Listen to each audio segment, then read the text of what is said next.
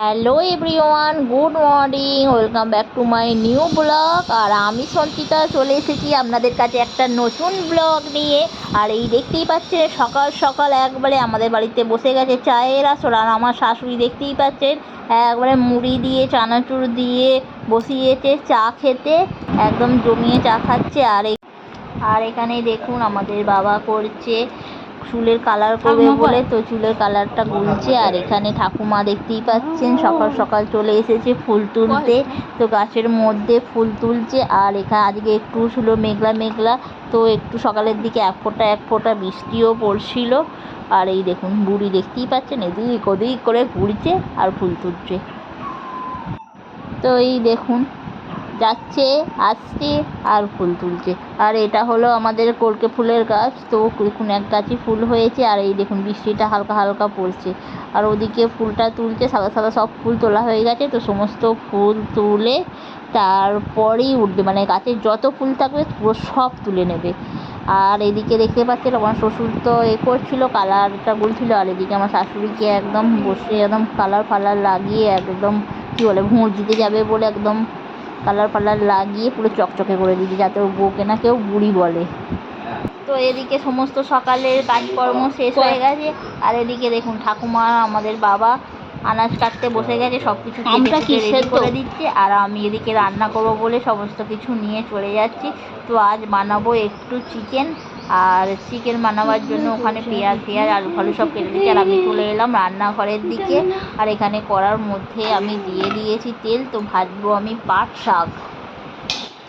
তো তেলের মধ্যে দিয়ে দিয়েছি লঙ্কা। আর পাট শাক ভাজতে যেহেতু পেঁয়াজ আর রসুন লাগে, তো পেঁয়াজ আর রসুনটা একটু ভেজে নিলাম ভালোভাবে। আর তার মধ্যেই পাট শাকটা আমি ভেজে নেবো। তো চলুন দেখতে থাকুন আমার রান্না।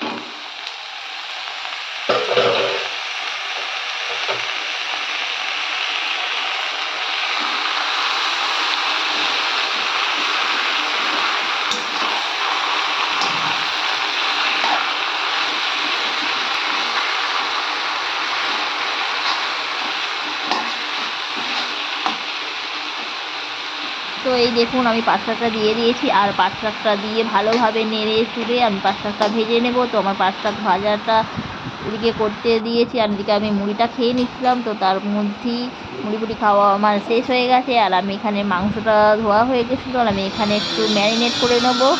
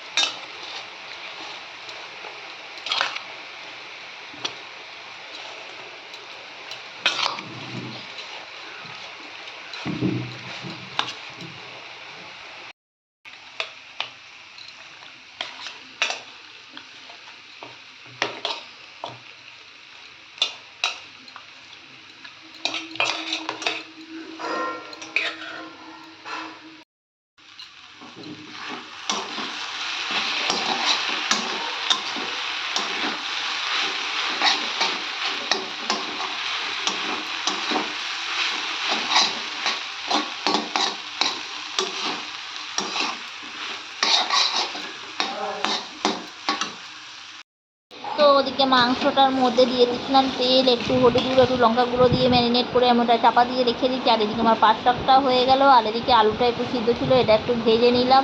তো এটা মাংসে দেবো বলে একটু আলুটা ভাজা থাকলে বেশ ভালোই খেতে লাগে।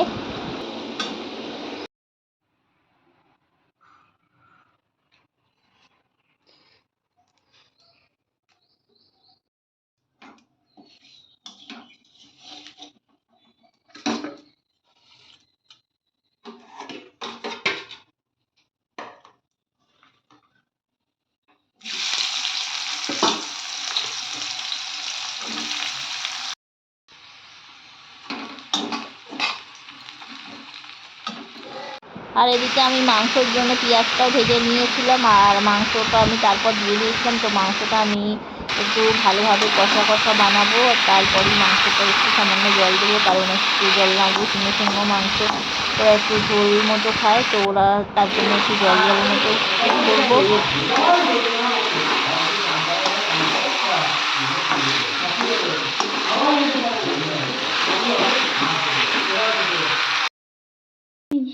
তো এদিকে আমার মাংসটা কষা হয়ে গেছে, আর ওদিকে কষা হয়ে যাওয়ার পর তো আমি একটু কষা রেখে দিয়েছি, আর একটু সামান্য জল দিয়ে দিয়েছি। মাংসটা একটু সামান্য জল দিয়ে আমি একটু ঝোল করে নিলাম, আর শেষের দিকে তারপর একটু ভাত চাপিয়ে দিলাম। তো বন্ধুরা, আমার ভিডিওটি কেমন লাগলো? ভিডিওটি ভালো লাগলে লাইক করবেন, শেয়ার করবেন, কমেন্ট করবেন। দেখা হবে next video. Tata, bye bye.